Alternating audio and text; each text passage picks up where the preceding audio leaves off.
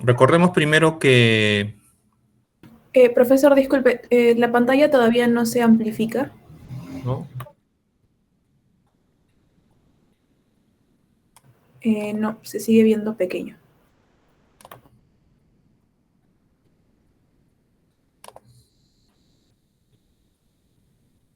¿Sigue pequeño? Así es, sigue pequeño. No, mi chiquito, ya estoy acá, ya pueden venir. No hay mucha luz.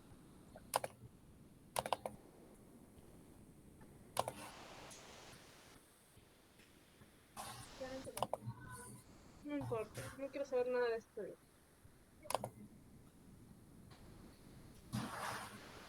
Solo quiero renegar. ¿Me pasas por favor el portador anaranjado? Sí. Ahora. No, todavía sigue pequeño. ¿Igual pequeño? Ajá. Oh, no jodas ahora. ¿Qué pasó? Sí, profesora, la próxima semana que cae 15 no la vamos a realizar, porque justo tocaba este día. Tal vez como le pone compartir una ventana, solo lo toma esta. Y cuando la amplifica lo toma como otra, por eso Bueno, mencionaron que no se amplía. podríamos realizar por lo que la integración. También tocaba la integración. ¿No la van a hacer o la van a hacer virtual? En ese caso, no nos comentaron más detalles, solamente mencionaron que lo iban a pasar a la siguiente semana. Pero no sé, todavía estamos... Es decir, niveles de glucosa por encima de niveles ciertos permitidos. Entonces, las regulaciones y guías internacionales indican que los valores en ayunas por encima de 125 miligramos es catalogado como diabetes mellitus. Ahora, no significa que 123, 122, 120, 115 son valores normales. Eso ya son valores que están por encima de la normalidad. Los valores normales son hasta 99 miligramos por decilitro. Que quede claro, por favor. Entonces, una persona que en ayunas se toma una glicemia y le encuentra valores de, por ejemplo, 102, 103, algo ya está empezando a pasar.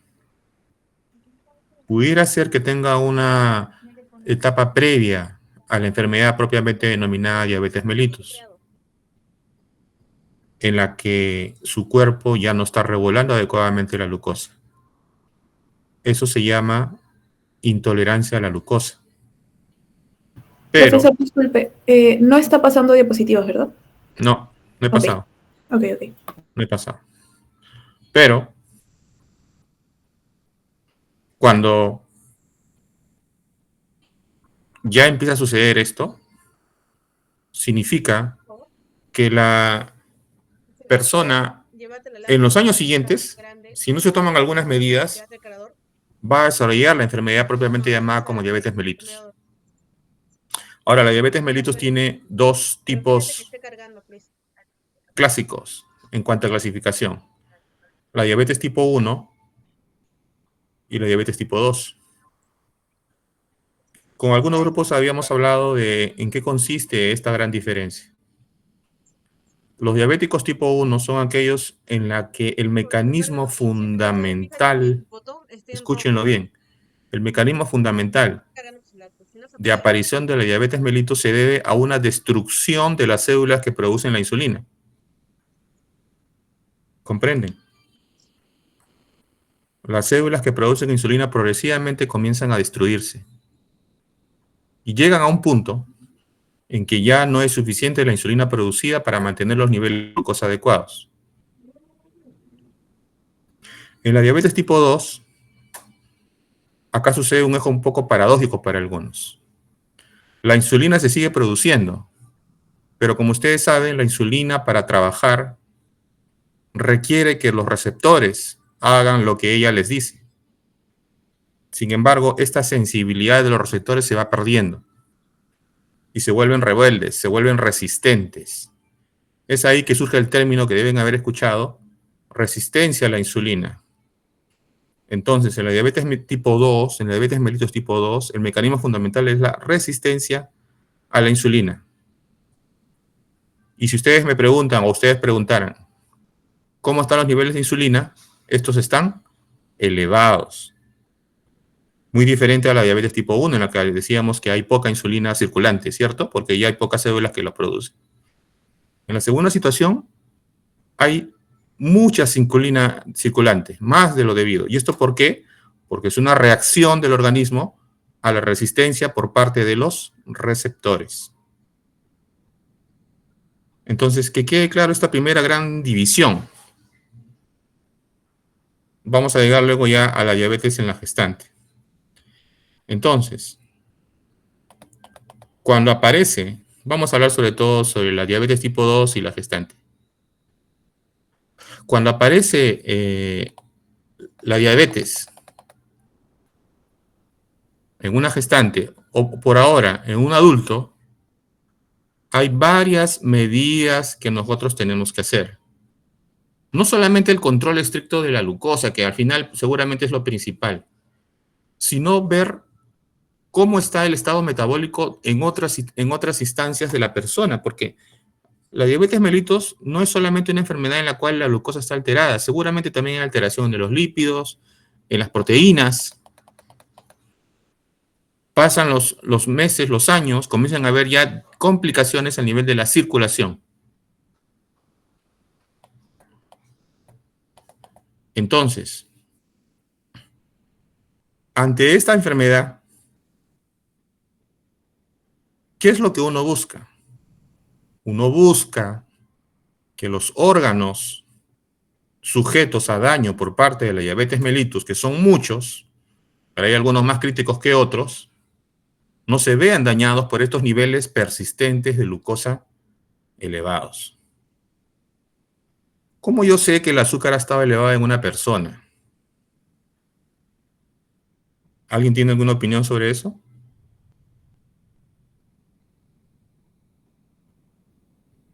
Hay un examen muy conocido que se llama hemoglobina glicosilada. Y la hemoglobina glicosilada es un examen que nos da a entender cómo estuvo la glucosa en sangre los últimos 3 meses hacia atrás.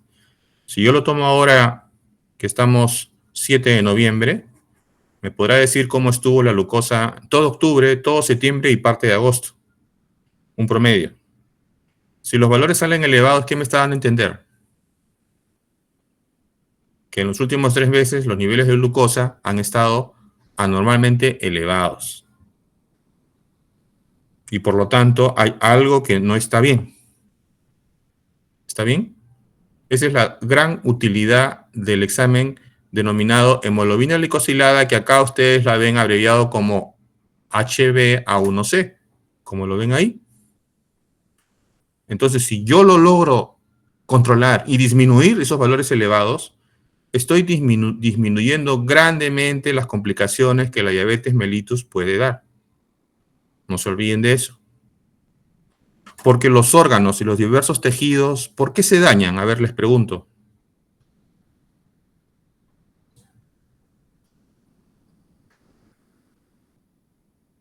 Porque esos niveles elevados de glicemia comienzan a dañar mediante diversos mecanismos. Uno de ellos, uno de los principales, el de la denominada glicación, con G de gato, glicación. ¿Qué es lo que pasa acá? La glucosa se combina con las diversas proteínas que hay en el organismo. Y esa unión, mediante enlaces sobre todo del tipo covalente, con C de casa, covalente, van a ser indesligables y van a dañar progresivamente todo aquel tejido que tenga proteínas. Y si yo les pregunto, ¿qué tejidos no tienen proteínas? Prácticamente ninguno. Ergo, prácticamente todos los tejidos y sistemas del organismo son dañados en mayor o menor medida. Aparato cardiovascular, sistema renal, sistema ocular, sistema cardio-cerebrovascular, la circulación tanto mayor como menor, todos comienzan a dañarse. ¿Y todo por qué? Porque los niveles de glucosa estuvieron anormalmente elevados. Recordemos algo.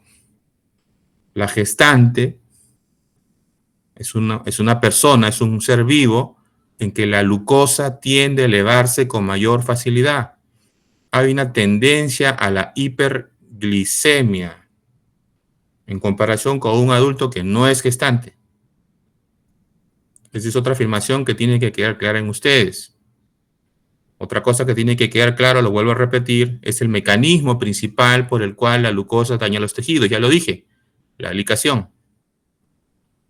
Otra cosa que no deben olvidar es que la hemoglobina glicosilada, abreviada como la ven ahí, les da una idea de cómo estuvo la glucosa en promedio los 3 meses hacia atrás, en forma retrospectiva. Entonces, como mucho del control de la glucosa en esta dama, vamos a empezar a centrarnos en las damas, depende no solamente de fármacos, sino de otras actividades o hábitos, hay que hacer entonces énfasis en otras medidas que hay que tomar en esta dama, desde la dieta, los ejercicios, y el uso de medicación, sea antidiabéticos orales o insulina, como hablaremos al final, es también importante, mas no únicamente, porque no significa que porque yo le estoy dando un antidiabético oral o le estoy dando un medicamento tipo insulina, es suficiente. Esto debe ir acompañado de una dieta adecuada, como de un ejercicio propiamente beneficioso.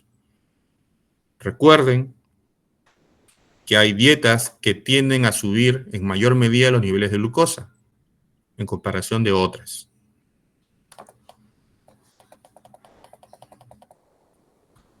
Entonces, está resumiendo los mecanismos principales por los cuales se desarrolla un cuadro de diabetes mellitus, como ya lo había mencionado. La resistencia a la insulina, sobre todo en la diabetes tipo 2. Y el segundo caso, más relacionado a la diabetes tipo 1, la deficiencia en la secreción de insulina.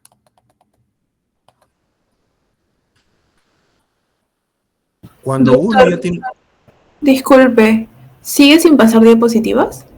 No, estoy avanzando el PDF.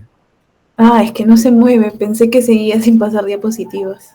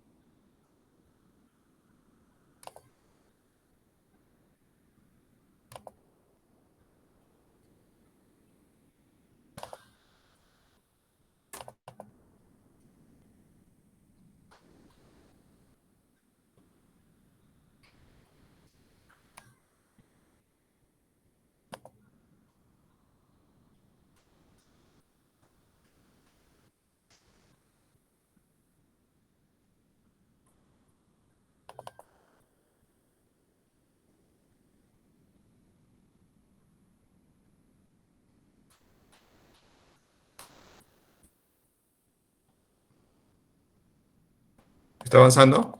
Ahora sí.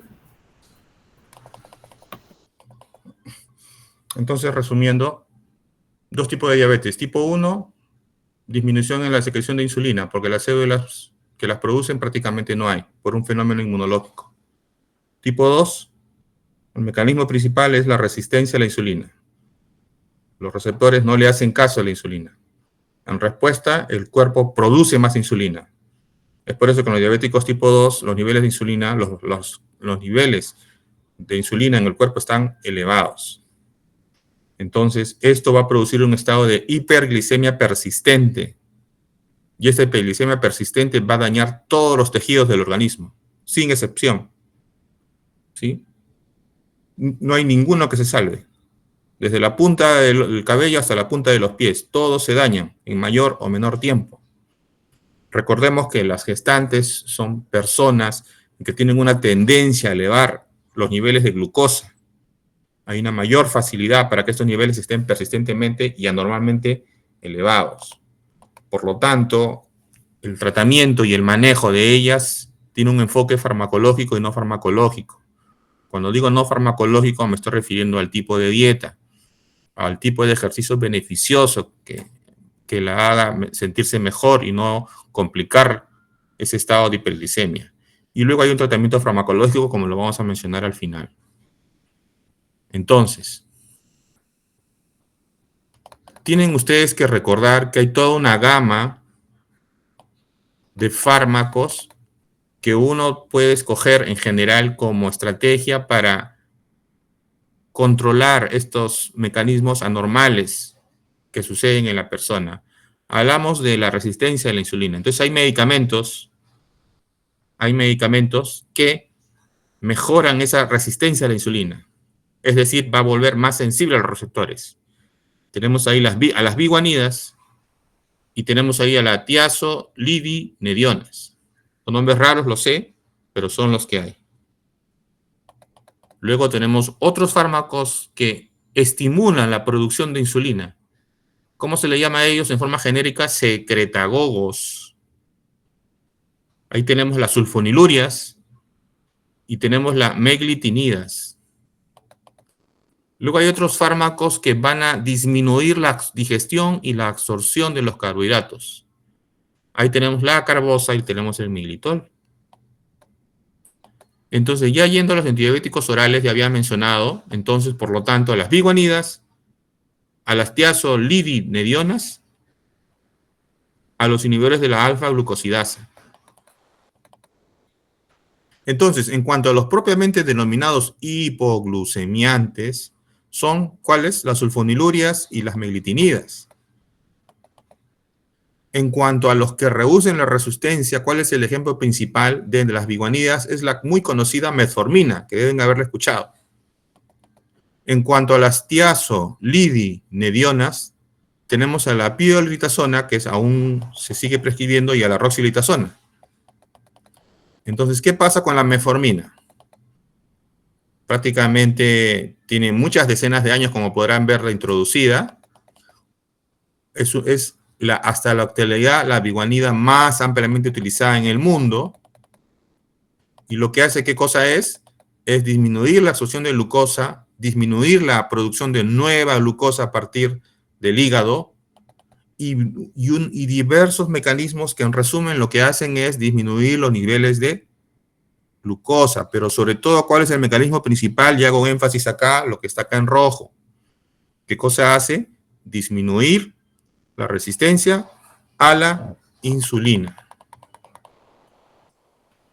Entonces, ojo aquí, la metformina no estimula la producción o secreción de insulina, sino lo que hace es mejorar la sensibilidad, es decir, disminuir la resistencia de los receptores a la acción de la insulina. Eso es lo que hace.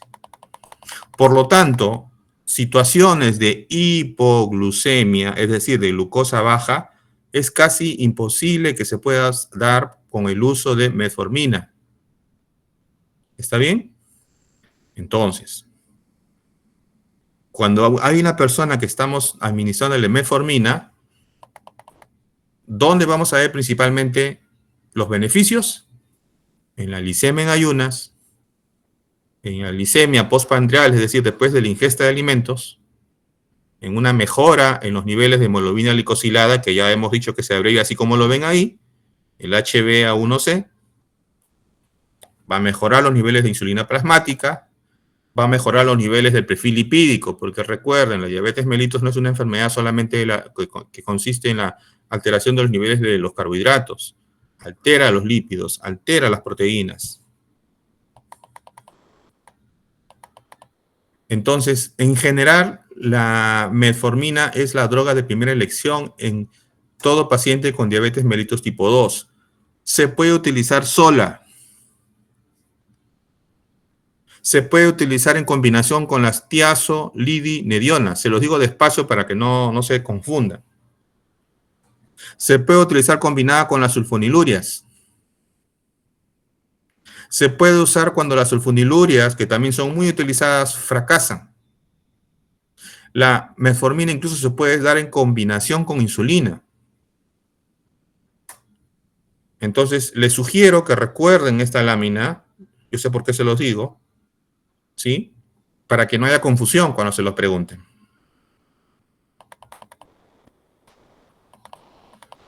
¿Cuál es el principal problema cuando una persona usa metformina, que es una biguanida, como hemos dicho? Los trastornos gastrointestinales. Un 5 hasta un 20% de los pacientes van a presentar náuseas, vómitos, diarrea, disconfort abdominal, algunas alteraciones en el medio interno, y eso hace que la persona, la dama, tenga que dejar el medicamento. Es un medicamento muy barato, muy común, muy útil, pero lamentablemente puede llegar hasta un 20% de la población que lo utiliza que presenta trastornos gastrointestinales y esto obligar a usar otra alternativa, de no tolerarlo. Luego tenemos las tiazolidinedionas, la roxglitazona, la pioglitazona, y estos tienen un tipo de mecanismo diferente. Como ya dije, la diabetes mellitus no solamente se trata en reducir los niveles de glucosa. Uno busca otras acciones, pero el principal mecanismo, eso que está acá en naranja, rojito, de este grupo de medicamentos es que mejora la acción de la insulina en su efecto a nivel del tejido muscular, el tejido adiposo y el tejido hepático. Este grupo, por si acaso, no tiene un efecto estimulante sobre la secreción de insulina. ¿Sí? Ya habíamos dicho que eso le llamamos usualmente secretagogos. Entonces, por lo tanto, al igual que la metformina, no van a producir usualmente hipoglucemia. Más sí va a tener un efecto beneficioso sobre los otros componentes de moléculas que hay en el organismo, en forma muy importante. En este caso, los lípidos, porque los va a disminuir los niveles de triglicéridos, los niveles de ácidos grasos libres, y va a mejorar los niveles del HDL colesterol, que como ustedes saben es el colesterol que sí nos favorece, el que sí nos protege de la acción de los colesteroles dañinos. Perdón. Pero luego, miren, hay personas que tienen la particularidad de, después de comer, los niveles de glucosa se elevan mucho. Cuando hay una persona que tiene este perfil de come y los niveles de glucosa suben demasiado, ¿cuál es un medicamento adicional que se puede dar? Son las denominadas alfa-glucosidasas. Las alfa-glucosidasas, ¿qué es lo que hacen? Lo que hacen es interferir en la digestión de los carbohidratos. Entonces, esta digestión se hace lenta y esto es aprovechado para utilizar este medicamento, porque las alfa-glucosidasas nosotros ya tenemos algún tipo de ellas en el organismo. Ejemplo, la amilasa salival es una amilasa. Porque ¿qué cosa hace? Fragmenta los almidones. Tenemos la amilasa pancreática. Y en el ayuno, ¿qué cosa tenemos? Las alfa-glucosidasas.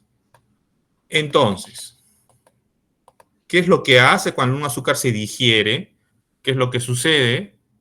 La digestión de un carbohidrato, ¿qué es lo que hace? Que un carbohidrato complejo pasa al oligosacárido, debido a la lipasa, como recordarán, de origen pancreático. Luego el oligosacárido pasa a monosacárido, esto ya por responsabilidad de la glucosidasa. Entonces, ¿qué es lo que hace este medicamento como mecanismo principal? Inhibe la alfa-glucosidasa en el borde en cepillo de los enterocitos. ¿Qué quiere decir? Que los oligosacáridos no se van a convertir en glucosa. ¿Se entiende eso? Entonces no se va a convertir en glucosa, no se va a absorber y por lo tanto los niveles de glicemia se van a controlar mejor. No se utiliza como un medicamento independiente, se utiliza como un medicamento complementario a otro que la persona pueda estar utilizando. Y sobre todo se da en personas que tienen el perfil de presentar niveles de glicemia postprandial elevados. Espero que quede claro.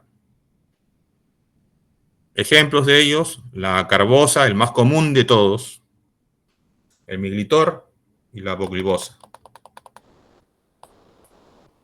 Entonces acá están todos los efectos para lograr que los niveles de glicemia no se eleven. Disminuye la digestión de los carbohidratos, disminuye su absorción. Esto va a hacer que la glucosa postprandial se controle mejor. Esto va a hacer que la hiperglicemia después de comer se presente de forma más lenta. ¿Sí? Incluso esto va a hacer de que los niveles de insulina no se eleven tanto después de comer. Entonces tiene varios efectos beneficiosos. Entonces, esto a la larga, ¿qué va a hacer? Que la glucosa postprandial se mejore, ¿sí? Que el perfil de la insulina postprandial mejore, ¿sí?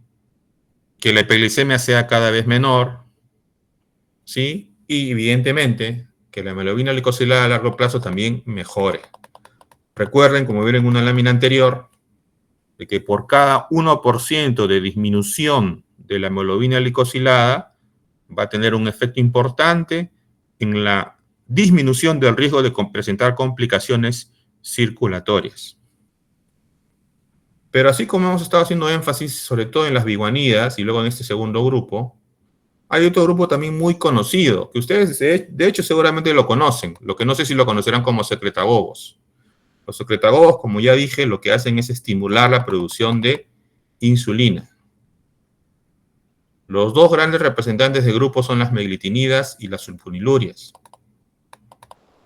Entonces, dentro de los secretagogos tenemos las meglitinidas, como la replaginida y la nateglinida, y dentro de las sulfonilurias tenemos ya solamente a nivel de términos históricos, la tolbutamida y la clopropamida, que ya no se utilizan por muchos efectos adversos, pero sí se utilizan todavía la glibenclamida, muy utilizada en el país, y el glimepiride, que también se utiliza en el país, aunque no en los niveles de frecuencia que la glibenclamida. Y también existe la lipicida. ¿Qué sucede cuando uno utiliza secretagogos por tiempos prolongados? La función de las células beta, que son las que producen la insulina, comienza a perderse en cuanto a la secreción de insulina. Entonces hay una pérdida progresiva. Entonces la población total de células que producen insulina va disminuyendo. Entonces, a la larga, ¿qué pasa con los diabéticos tipo 2 cuando utilizan por mucho tiempo sulfonilurias, que es un secretagogo, como dijimos? De lo que estaban produciendo mucha insulina, recuerden que hablamos, ¿se acuerdan de la diabetes tipo 2? Comienza a disminuir la producción de insulina y los niveles bajan. Y bajan tanto que forma parte de la historia natural de un diabético tipo 2, que en algún momento de su evolución de su enfermedad, de lo que no necesitaban insulina, terminen utilizándola. ¿Comprenden eso? Si al inicio la enfermedad podía ser controlada con antidiabéticos orales de diverso tipo, puede que en algún momento de la evolución de su enfermedad tengan ya que usar insulina. Eso puede pasar. No es que la insulina solamente se va a utilizar en diabéticos tipo 1, que de saque, como dije, tienen una muy poca producción de insulina. Incluso cada vez más se está usando en etapas más precoces la insulina o sus denominados análogos en los diabéticos tipo 2. Tenemos el grupo de las meglitinidas, representado por la repanglinida y la nateglinida. Aquí el mecanismo principal, ¿cuál es? Este es otro secretagogo, como se pueden dar cuenta. Incrementa la secreción de insulina mediada por alimentos. Entonces, al suceder esto, ¿qué cosa va mejorar, evidentemente lo que va a mejorar son los niveles de glucosa en ayunas. También va a mejorar la glucosa postprandial. Entonces, se puede utilizar en forma independiente como monoterapia, se puede utilizar en combinación con metformina, otro fármaco muy común, como ya les dije. Se puede combinar con las tiazolidinedionas, ¿sí? Y las sulfonilurias, que también ya lo habíamos hablado. Sobre todo saben dónde, en qué momento del día, en qué momentos del día aumenta la secreción de insulina, sobre todo en ayuno, sobre todo cuando aumenta la secreción de insulina mediada por alimentos, ¿sí? Esta es una lámina en la que les está dando a entender las generaciones de sulfonilurias. Ya les había dicho que la clopropamida, que era una sulfoniluria de primera generación, que en la actualidad ya no se utiliza. Sin embargo, están los de segunda, que sí se utilizan mucho todavía, sobre todo la glibenclamida y un poco más abajo la imipirida, que cuesta un poco más, pero tiene un mejor perfil de seguridad. ¿Porque a qué me refiero con mejor perfil de seguridad? Este grupo sí está relacionado con niveles de hipoglucemia. ¿Se acuerdan que les decía que es casi imposible tener hipoglucemia cuando se usa biguanidas? Cuando se usa sulfoniluria sí puede haber mayores casos de hipoglucemia. Y si yo les preguntara, ¿quién produce con más frecuencia hipoglucemia? ¿La glibenclamida o la glimepiride? La respuesta es la glibenclamida. La glibenclamida está asociada con mayores episodios de hipoglucemia. La glimepiride en mucha menor medida. Sí, pero es un medicamento un poco más caro. Muy importante esto, los tratamientos combinados. Recuerden que he dicho que la insulina se puede utilizar en forma combinada con medicación oral. Y estas son todas las posibilidades de medicamentos combinados que se pueden utilizar para el control de la diabetes mellitus. Miren que hay personas que pueden utilizar hasta 3 tipos de medicamentos diferentes para controlar los niveles de glicemia en un diabético. Y eso no es ningún problema. Entonces, ¿qué es lo usual? Que en los primeros años de la enfermedad uno utilice una biguanida o una tiazolidinedionas, ¿sí? Después de los 5 años utilizaré una biguanida o una tiazolidinedionas y le combinaré con un secretagogo, sobre todo una sulfoniluria. Como ya he estado usando los términos varias veces, debería hacérseles ya, creo, espero, más familiar. Voy a poner un ejemplo más aterrizado. Hay fármacos, hay productos farmacéuticos que combinan la metformina con el glimepiride. Un ejemplo, ¿no? Hay fármacos, hay varios. Lo pueden encontrar en las farmacias. ¿Para quién? Para pacientes diabéticos. Entonces es una combinación muy común. El tener metformina y combinarlo con una sulfoniluria. Si el paciente además tiene los niveles de glucosa postprandial elevados, ¿qué dijimos que se utiliza? Un inhibidor de glucosidasa. El más conocido, dije yo, la A-carbosa. El primero de esos 3 que les puse yo como representantes del grupo. Ahora, cuando hablamos de diabetes mellitus gestacional, hablamos de esto cuando hay una intolerancia a la glucosa que se inicia o se diagnostica durante el embarazo. Una condición, además, es que no haya habido antecedentes de diabetes mellitus, ni tipo 1, ya saben lo que es, ni tipo 2, ya saben ahora lo que es, ¿sí? En esta mujer. Es decir, que se presenta por primera vez durante el embarazo.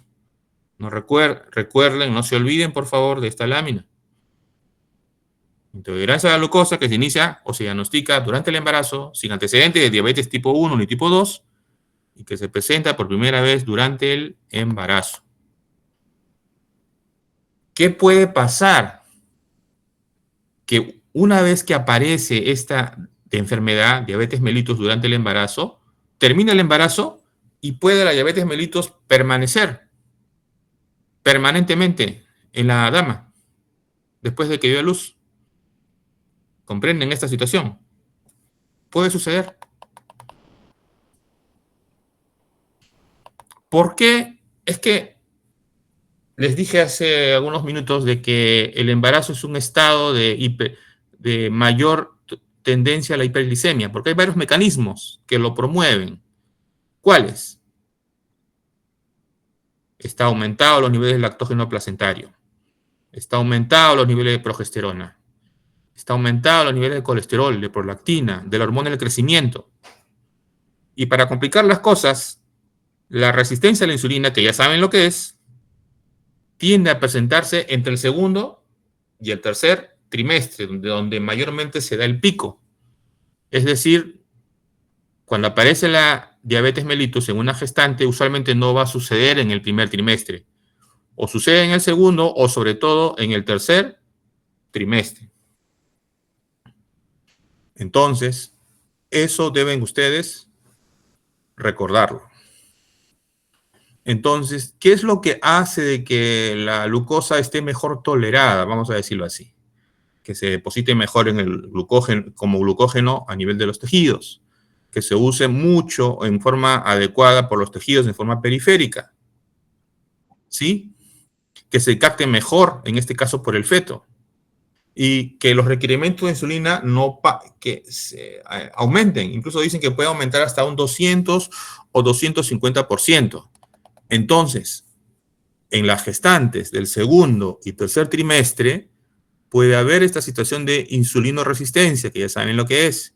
Y esta insulinoresistencia, en ocasiones, aunque parezca paradójico, puede hacer que los niveles de glicemia disminuyan, pero es en forma relativa, nada más.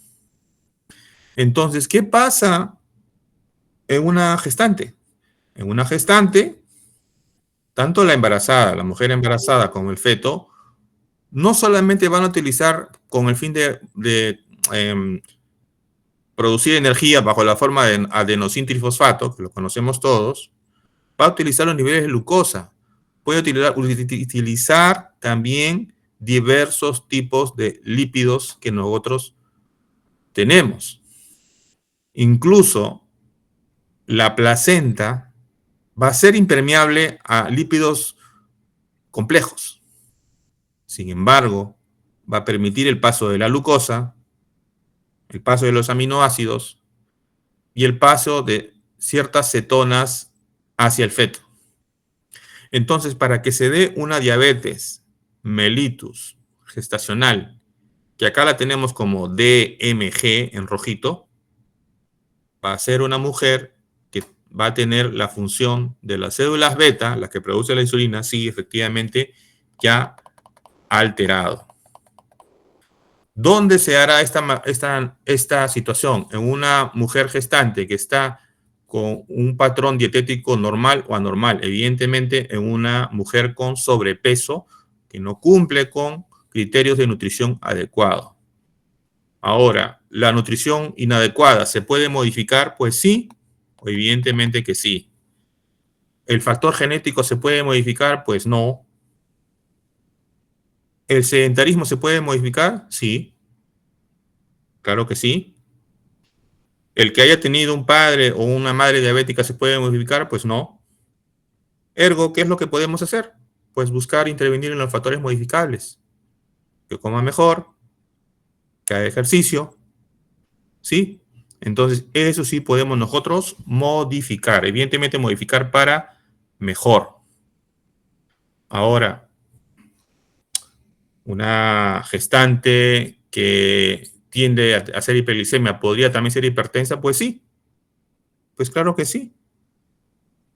Lamentablemente cada vez es más común que en los hospitales de alta complejidad se acerquen para atención gestantes que tienen niveles de hipertensión cada vez mayores.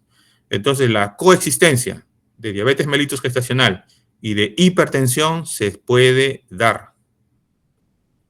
Entonces el equipo de salud tendrá que dedicarse a controlar no solamente la diabetes mellitus que está apareciendo en esta dama gestante, sino los niveles de hipertensión arterial elevados. ¿Qué cosa no podré modificar? Ya les decía, uno, el antecedente de padre o madre. ¿Sí? Otro, el hecho de desarrollar hipertensión inducida por el embarazo. ¿Sí? Esto puede suceder. Entonces, eso hay que controlarlo, porque por razones que aún no se controlan, no se saben bien, ¿sí? Los niveles de presión arterial pueden elevarse en una mujer gestante, y esto puede suceder en el segundo o en el tercer trimestre. Entonces, es ahí donde hay que hacer un mayor énfasis en el control, no solamente de la glucosa, que es lo que más hemos estado hablando, sino de la presión arterial.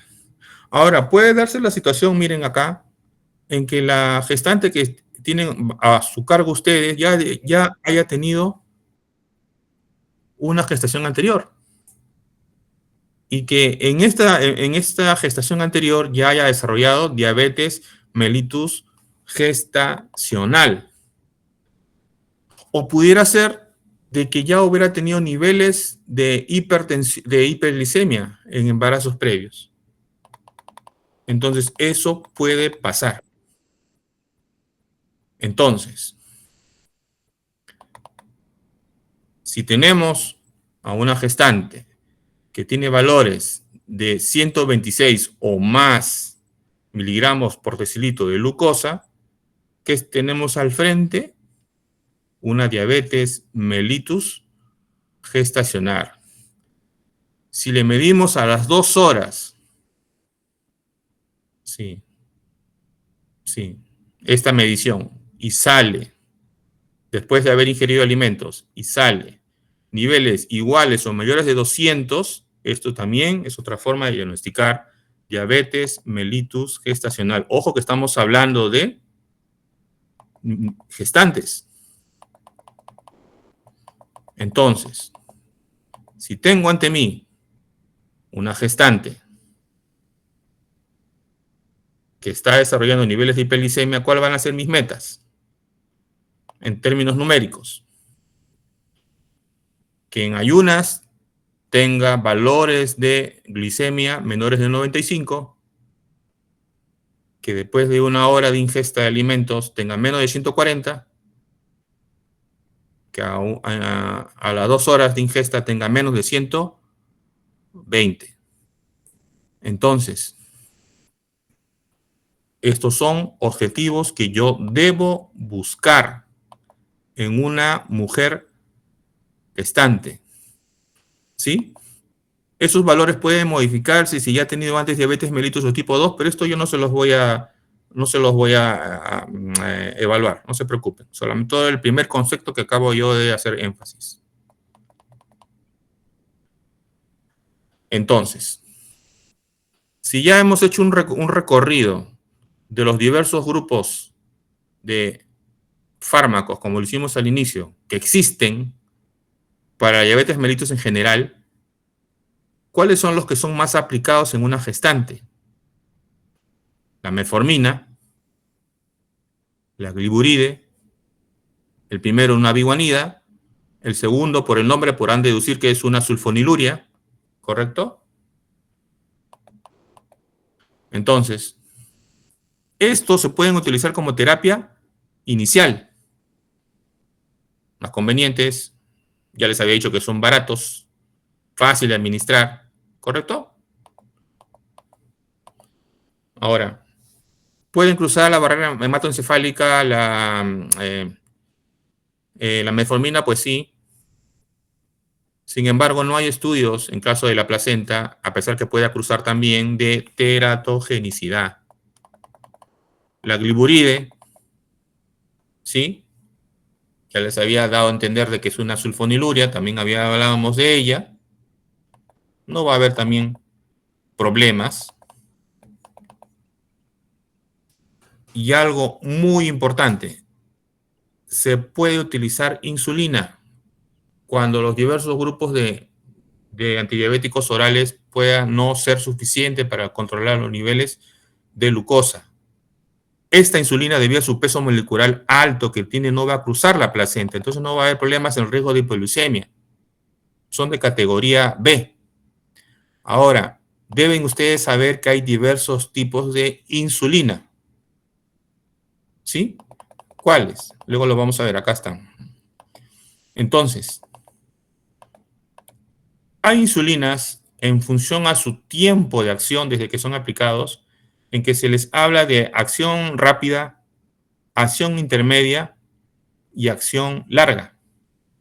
Entonces vean que las denominadas de acción rápida, como la insulina regular, la Aspart o la glulicina, miren los tiempos que tienen para iniciar la acción, los tiempos que tiene que tardar para lograr el pico de la acción, o sea, su mayor efecto, y cuánto puede durar la acción.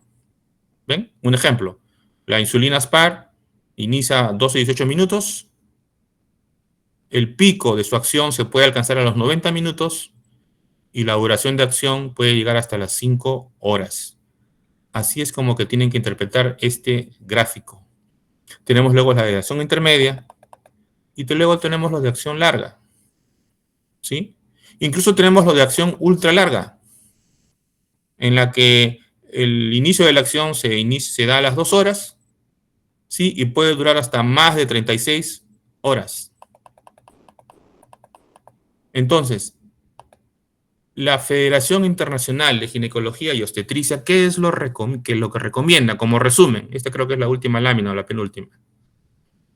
Que tanto la insulina, tanto la gliburide, que ya hemos dicho que es una sulfoniluria, que tanto la metformina, que es una biguanida, son seguras y se pueden utilizar en la diabetes mellitus gestacional, que como también hemos dicho antes, se va a desarrollar sobre todo en el segundo y en el tercer trimestre. ¿Sí? Entonces, se pueden utilizar, por lo tanto, como primera línea. Cuando las medidas no farmacológicas, y también habíamos hablado de ellas, han fallado para alcanzar las metas. Ya habíamos mencionado qué tipo de metas es la que nosotros buscamos. Si yo comparo metformina, una biguanida, versus una gliburide, que es una sulfoniluria, se indica que la metformina es una mejor opción que la gliburide. Ya les he dicho, es económica, fácil de administrar. El único, vamos a decir así, gran problema son sus molestias gastrointestinales.